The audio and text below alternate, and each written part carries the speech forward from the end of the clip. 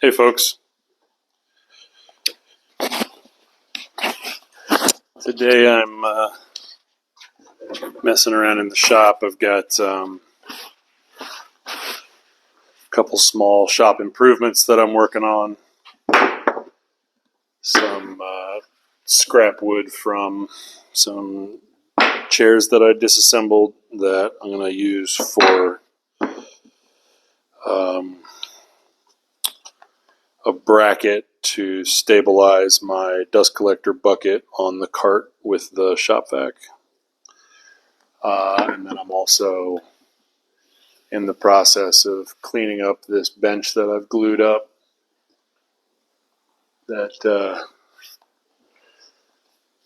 It's coming together okay. I'm not, I'm very much still seeing all of the flaws, but I think it'll meet the need.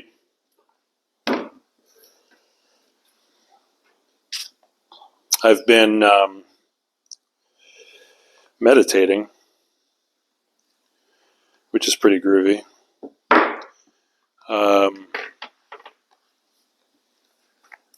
With ADHD, meditation has both always been, what I assume anyway, is especially hard. I certainly am aware that a lot of people express that meditation is a difficult thing for them to understand or a difficult thing for them to do well.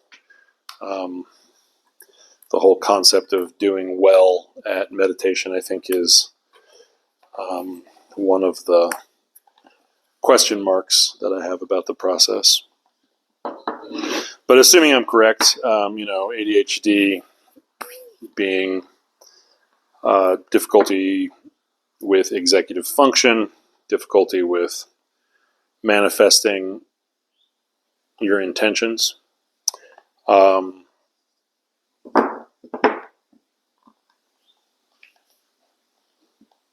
have traditionally found meditation to be quite difficult, and of course, in another context, related to ADHD and meditation, there is a supposition that, I think not an unreasonable supposition, that the process of meditating, the process of pursuing mindfulness, if we want to look at it from a larger perspective than just the traditional concept of meditation, is something that is adaptive or healthful for easing or managing symptoms of ADHD. A proposal that I am certainly open to.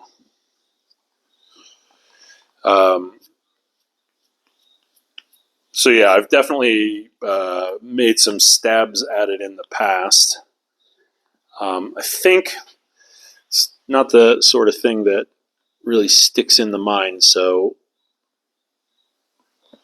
there may be some inaccuracy here, but I think that all of the previous times that I have really messed with meditation or made it something that was important, that I was attempting to foster a habit or a behavior around. I think that all of those previous times I was unmedicated.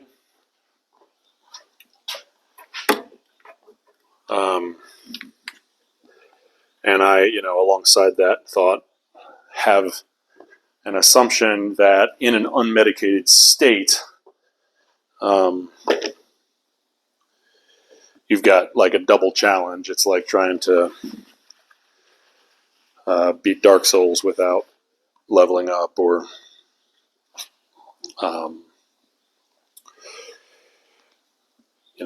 play a run through of Contra without getting hit. But recently, me and another friend of mine have been trying to use the team strategy, body doubling, to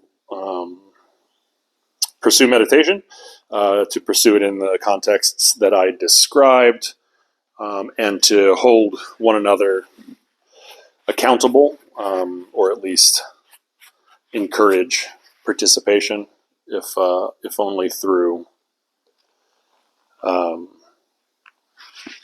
peer pressure. That's maybe unkind. And it's been going well. I mean, as with a lot of, here's a new thing I'm doing that ADHD people say. I've been doing it for about a week. It hasn't been a long time that I am reporting on.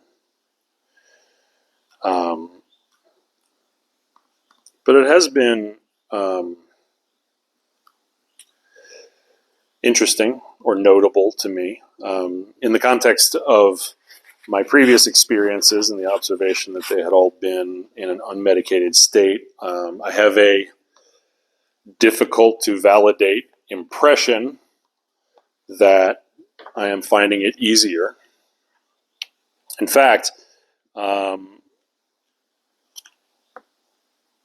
observed to my friend the other day as we completed a session on a day where I had not yet remembered to take my medication. I'm on Vyvanse, by the way, so stimulant medication for ADHD. I observed that I was having substantially more difficulty. Now, there is an entire conversation to be had, one that I am absurdly fascinated with, about anyone, but in particular ADHD people and their capacity to be asked, hey, what are you experiencing in the context of medication? Or, to broaden that, what are you experiencing in the context of this extremely subtle variable that has changed for you? Like, can you or can you not attribute any changes to the variable that's been altered? And that's messy from the correlation causation perspective. That's messy from the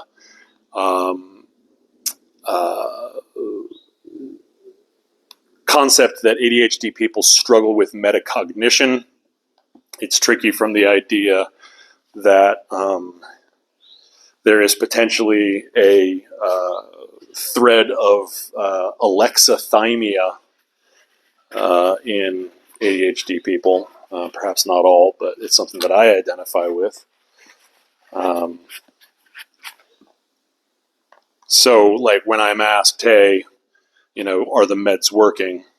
Particularly, years ago when the meds in question were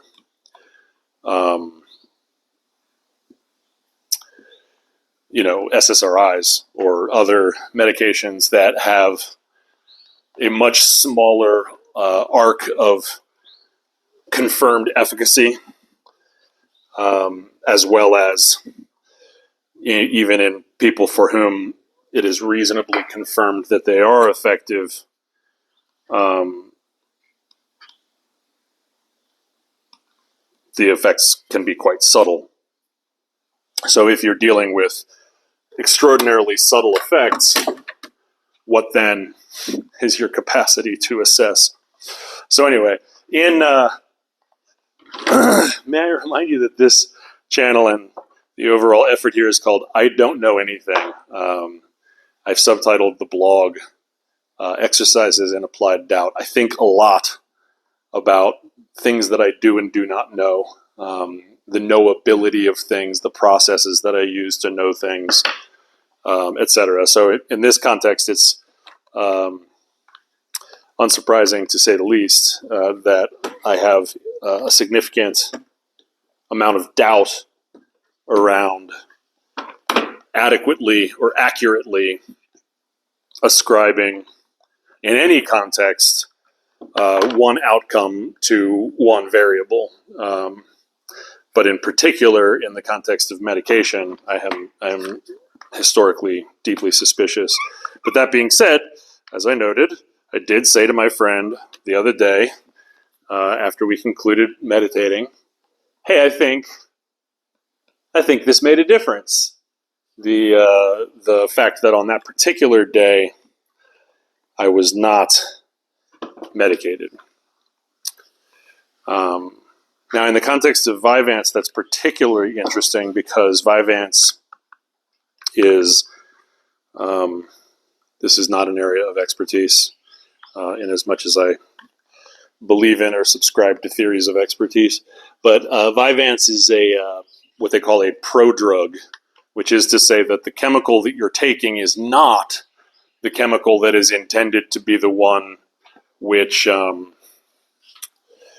provides a therapeutic benefit. The chemical you're taking is instead a precursor that, after your body processes some quantity of the precursor, you produce endogenously. Well, endogenous is maybe the wrong word because it's not your body producing it. It's just your body converting the medication that you've taken into the medication that you're interested in taking, that you're trying to take. So, in the context of meditation and efficacy and so forth and so on, there is a timing element that I have not explored because subsequently, I'd had, I think, either 2 or 3 days of meditating where I was medicated beforehand, and I don't remember the specific time frame, but it was, long enough that I don't remember the time frame. And then I had one day where I didn't have the medication, and then the subsequent day, I took the medication like maybe 5 minutes before we started meditating. So quite soon. And, again, hat tip or nod of acknowledgement to the idea of knowability and metacognition and alexithymia. But I thought it made a difference. So, I had the experience that meditation was overall easier. Now, not easy, mind you. When I was medicated, I had the experience that it seemed like when I hadn't had the medication, it was harder, or similar hardness to the previous circumstance. And then on the day that I took the medication immediately prior, it seemed easier again. So yeah, once again, who the fuck knows if I was actually meaningfully assessing things. There's certainly a ton of perspectives from which that is a deeply subjective thing, and I wanted to have some experience of it, so that incentive alone could manufacture a sensation of association in me. But regardless, I had that sensation. So perhaps there's some research that I could do about how quickly the prodrug conversion in the context of Vyvanse occurs. I think Vyvanse is lisdexamphetamine, and the Liz, L-Y-S, is reference to lysine. And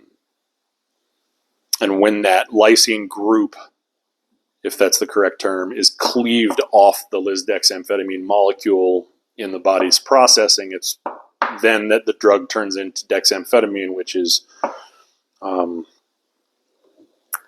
of the two major groups of ADHD stimulant medication, dextroamphetamine and methylphenidate. At any rate, I think it made a difference. So that's interesting. That's certainly been encouraging. But I made the point that easier is not the same as easy. And my sensation is definitely not that it's been easy. I have an experience when I meditate in my previous life, the previous attempts to meditate, that is certainly present now as well, that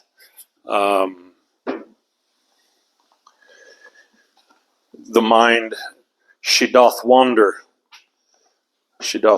quite a bit.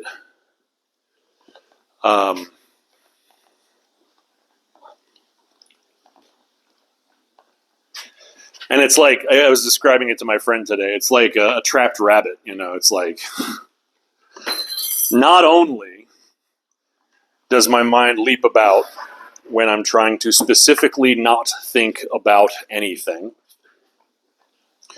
or to take another of the proposed tactics for meditation, instead of trying to think about nothing, which is delightfully paradoxical, instead trying to think about the breath, like focusing on the breath. My friend who I'm meditating with uses counting, which makes a lot of sense to me, although it feels like quite a lot of additional thought goes into specifically keeping your place and iterating, whereas just, focusing on the breath seems like more of the noticing activity. At any rate, my experience every time I've meditated, every time I've tried to meditate, is that focusing on the breath is goddamn hard. I mean, I find it hard in yoga, but when you're like trying to specifically not think about other things, or perhaps more accurately, when you find yourself thinking about other things, you are trying to notice without judgment and then gently draw your mind back to the breath. I find that, like I said, trapped rabbit, my brain is everywhere. Now, that is also, to be fair, my experience with the brain, in general. It is perhaps the most obvious characteristic symptom of ADHD with which I identify, although there are certainly others. The idea that the brain just leaps around. I remember when I was younger describing it to my mom in a period of stress on the topic. A little bird visitor. That describing it to my mom as I feel like something needs to happen, but I don't know what it is. And as I, have grown and my ADHD has evolved in the context of adulthood, a lot of the experience is more along the lines of like, there is a specific topic that is associated with my goals to which I want to pay attention, and I'll be damned if it ain't a brutal struggle causing myself to pay attention to it. So it's not just a meditation thing by any stretch of the imagination, but like there is a keenness to it in the context of meditation. Like often in the real world or in daily life, I'll be distracted by something that in the moment I'll recognize is also important. And if that something is brief and easily resolvable, and the act of like switching tracks to resolve it doesn't derail me in other ways, that's not necessarily a bad thing, right? Like, it's important to remember things, it's important to get things done, and arguably that's what's happening. And I don't intend to say that that is something exclusively that happens for ADHD people, but it is certainly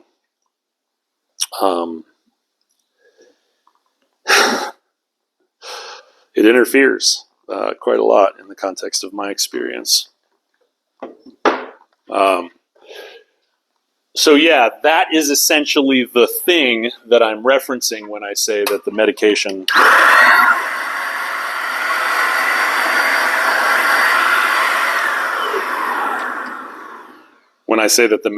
is seemingly making a difference. I am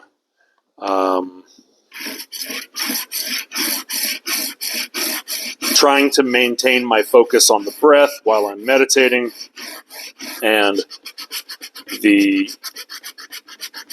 act of sustaining the focus, such as it is, on the breath, and the follow-on acts of when that focus lapses and something else comes up. Remembering that I intended to not do that, that's key. Like, you can't bring the focus back to the breath if the new thing that you think of is so interesting that you don't remember that you had that intention. So you actually remember it, and then on top of remembering it, you have some facility for performing the task of bringing the focus back to the breath. I am finding that overall loop seems, intense emphasis on that word seems, to make a difference. And I am grateful for that. Enough so that, like, there is a thought of operationalization where I would use that information to, be more careful to have taken my medication by the time I get around to this scheduled daily morning meditation. Right now we're just doing 15 minutes to give you a little bit of context.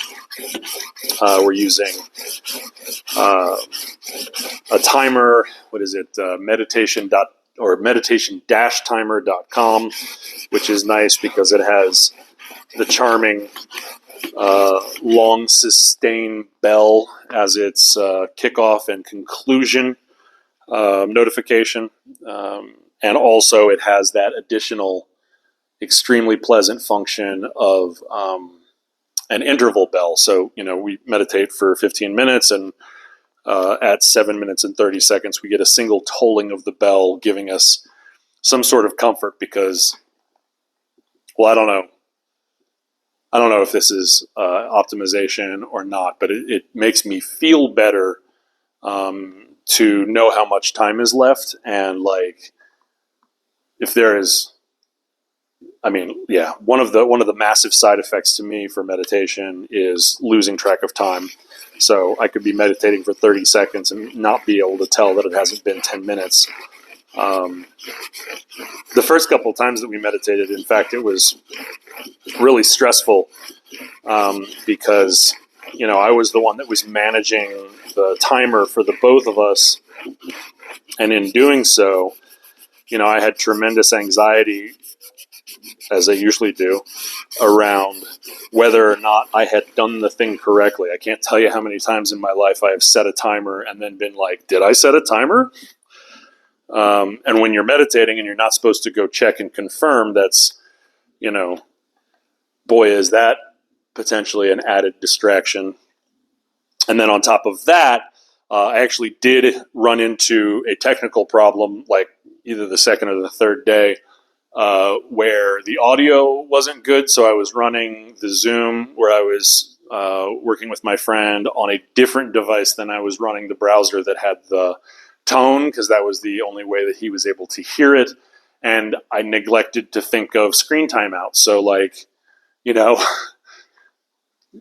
5 minutes into the meditation, prior to the midpoint bell, the screen timed out and neither of us got the tone. So, like, it's not just because you're paranoid doesn't mean that they're not after you. I was, in fact, struggling with something in that moment that was arguably frustrating from a social obligation standpoint, a justification of my anxiety, as it were.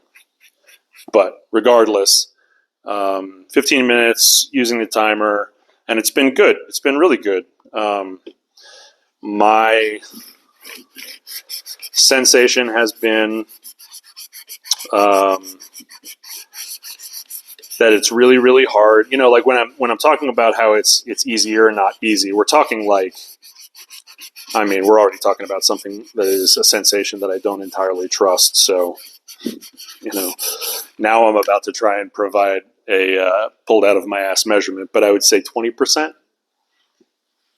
10% could also be good. 30% could also be good. It's certainly not 100% easier. But yeah, my overall sensation is that it's easier, and that's in the context, as I mentioned, of keeping my focus on the breath, when my mind wanders, remembering that I intended to keep my focus on my breath, and then actually having the capacity to reorient to the breath. This has been really stressful for my friend. I think he has ADHD. It's definitely another one of those things where, like, how can I know? He's not diagnosed. And of course, I see lots of things through the lens of ADHD because of my own diagnosis. So maybe he's not ADHD and he's just a person that has some traits that are on the list of ADHD problems, but they don't rise to the same issue for him. I mean, my impression is that they rise to a significant issue for him, but I'm not a doctor. I'm not a diagnostician. He has reported experiencing the meditation as extremely frustrating.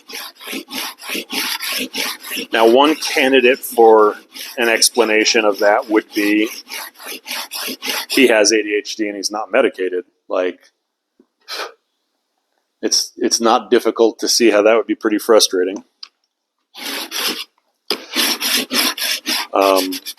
Another candidate for explanation is mindset. And this is probably the thing that I'm most interested in discussing or raising in this context. It's the thing for which I would be most interested in receiving feedback. And that is like using the rubric of growth or optimization or good or bad in the context of evaluating the outcomes of meditation. A little bit more simply put, like, part of me thinks that he finds it hard because he's assessing his effectiveness in the context of, here are the set of meditation outcomes that I want. I don't feel like in this session I've achieved them, therefore it was a bad session. Now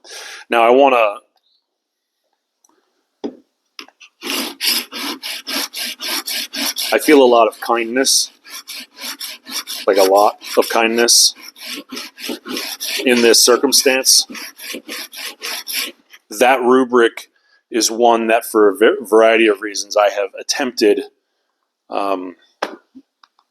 who can fucking say how successfully, but I have attempted to not use in this circumstance. But it is deeply understandable why he's using that rubric. I mean, that is, am I doing the thing well? What do I need to improve on? Is basically the mechanism that I use to look at everything. Everything. So, like, this isn't a critique of that impulse. It's a critique of whether there is a different thing that could be looked for that both might provide a different definition of success and provide a scenario where the failure to meet that end doesn't leave you with a sensation of, frustration, In his case, I do get the impression at times that the sensation is not just one of frustration, but also of self-recrimination, like the sort of tapes that we have in our head that say things like, if I was a good person, if I was diligent, if I wasn't lazy, this would be easier. And to be sure, like, often when he's describing these sensations to me, he references his previous efforts in study of meditation. And he's definitely studied it more than I have, like a lot more, and in some formal settings. But regardless, there is a sense, on my part anyway, that he is suffering because he has a set of expectations about the outcome that he's not achieving, and that is both getting in the way of feeling good in general, and like manifesting some of the benefits of meditating that I think about.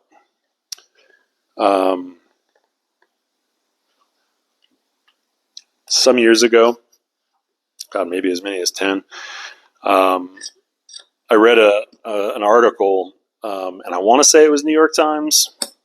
Could be wrong. I definitely have a memory of reading the article at a time where I was not trying to meditate, but for whatever reason, the thrust of the article stuck with me, and it was this: the benefits of meditation, not from a spiritual perspective, but more in the context of like what has science observed in the outcomes and practices of people who meditate in decent studies, which have generally established that there is good reason to think that it does help people. What is the relationship between how you meditate and how you achieve those outcomes? And like, again, this is not a scenario in which I've got great citations for you, or any citations for you. It is rather just a memory of an interpretation from a much younger and differently abled version of myself. But that version of myself remembers that the general advice from this analysis was the value of meditation is not in enlightenment. The value of meditation is not in, or perhaps better, the correct measurement of meditation as a successful effort is not in how much of a 15-minute span are you able to keep thinking about your breath without having your mind wander. But rather that the value or positive change is manifested very much in the context of failure. That if you find yourself with your mind wandering and you draw your mind back, that is in some way analogous, not sure, analogous to weightlifting reps. With weightlifting, there is fundamentally a feedback mechanism of damage. Like you're creating damage in your musculature that is then repaired overnight. So like the actual benefit of weightlifting occurs not while you're weightlifting, but as your body recovers from the session. And while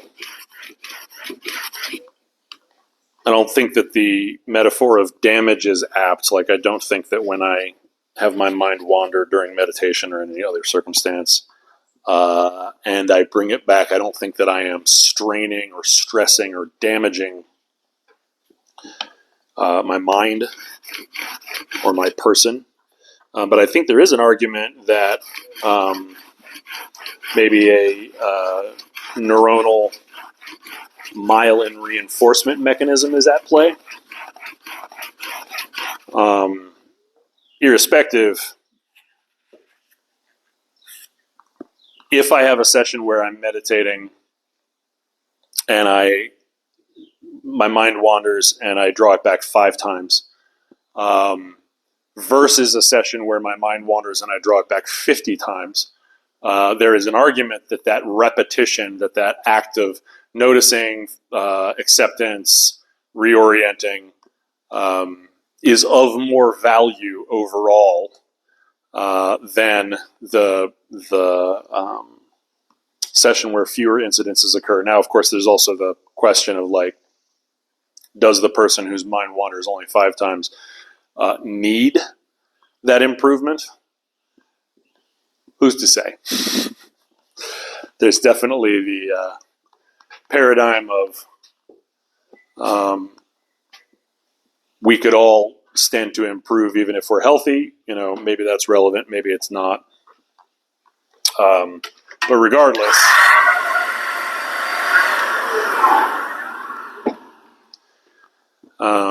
I have been approaching it since reading that article, and very much in the context of our efforts the last week, from the perspective that any amount of struggle is really just a good sign. So today, for example, when we were meditating and I was like, man, this is really hard. I was thinking about my half-brothers, and I was thinking about the stuff I was going to do in the wood shop today, and I was thinking about the coffee that I was going to drink, and this, that, and the other thing, like just on and on and on. One of the things that I thought of was talking in a video about the ways that my mind wandered and what it wandered to.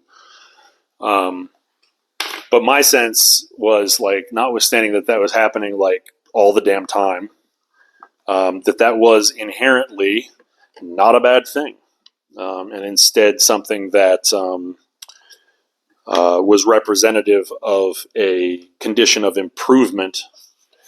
And whether or not that is true, it was certainly comforting. So we finished meditating today, and I felt pretty nice. I wouldn't say that I had achieved enlightenment or anything like that, but I did feel a sense of calm. I did feel a sense of possibility. And, to the extent that we have any clarity that those choices and actions on my part resulted or caused that sensation, woohoo! And of course, I am comparing it to the way that my friend articulates his experience as one of frustration, doubt, loss, self-criticism, etc. It seems like I'm glad to feel well, like quite glad to feel well. And that's kind of what I wanted to talk about. It's so paradoxical to me that, one of the experiences that I have in the context of meditation is attempting the meditation, realizing that I have become distracted, attempting to draw my mind back, and being distracted anew in that process because my mind goes off on a tangent of analyzing what distracted me, what that felt like, what the noticing felt like, what the drawing me back felt like. So there's this sort of meta level of thinking about the thinking about, or noticing about the noticing, which is, also a form of getting distracted. And also the foundation of my entire personality. This tendency that I have to take any input whatsoever and just get really far down the rabbit hole of and I wonder why this happened. So yeah, I've been meditating. I've generally felt like it was pretty good. I have questions about to what meaningful extent I can evaluate that. I have empathy for my friend who is doing it with me and seems more frustrated than I am. I'm certainly curious what y'all think about meditation in general, what the practices of meditation look like, and whether it makes sense or not to think of meditation in the context of optimization. Those of you that have ADHD or know and love ADHD people or have studied ADHD, like the ways, the intersections between ADHD and meditation or mindfulness in general, really interesting stuff to me. And I would love to hear what y'all think about it.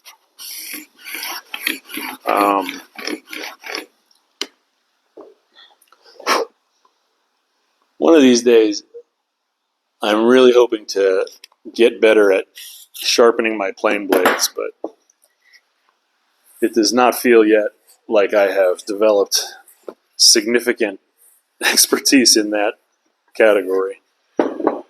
But, we keep trying.